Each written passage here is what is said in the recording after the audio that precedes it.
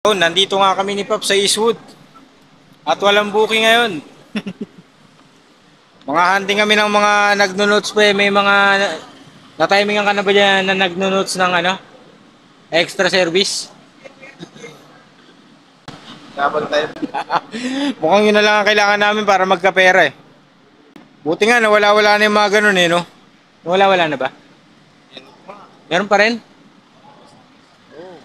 Meron pa rin daw. Abala lang sa oras. Pag natsambahan niya, walang booking. Alam mo ba na may kaso yun? May kaso yung Pops pag nag-note sila tapos nahuli mo. Pwede mo na ipahuli. Kaya may kasama kang barangay, no? Ha? May kasama kang barangay. Pick upin mo. Pero, Ayan. Bale, ang gagawin doon, Pops.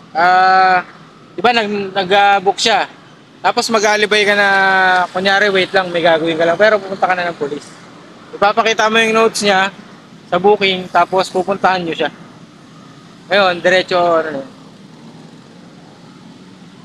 yun. naridwan, no? Ang kaso nun, pre, anti-bastos law. Oo nga pala. Yung ban. Yung ang tawag sa kaso na yun, Safe Spaces Act.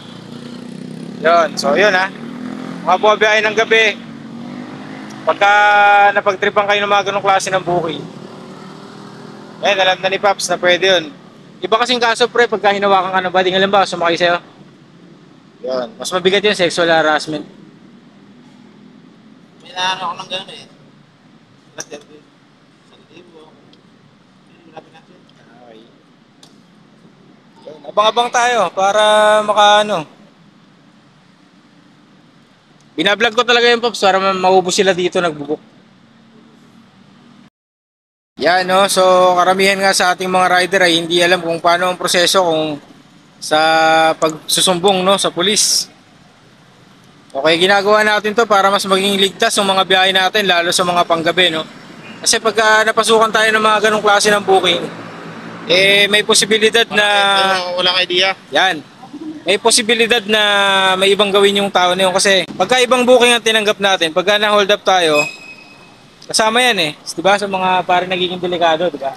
Oo. Kasi mga ganong klase ng booking, hindi na appropriate yun. Kaya pagka tumanggap ka ng ganon at may masamang nangyari sa'yo, bahala ka. So, kaya naman natin ginagawa to para mas maging ligtas, no? At mawala yung mga nagbubook dito, no? I-aware natin yung mga rider na hindi nila alam ang mga dapat nilang gawin. Yun, nadamay pa nga sila ate sa video na to. Ganyan feeling sana, no? Yung safe na safe sa pakiramdam kahit alanganing oras na. Yan, no? So, sana mawala na nga yung mga ganun dito, no? Mga nagbubook.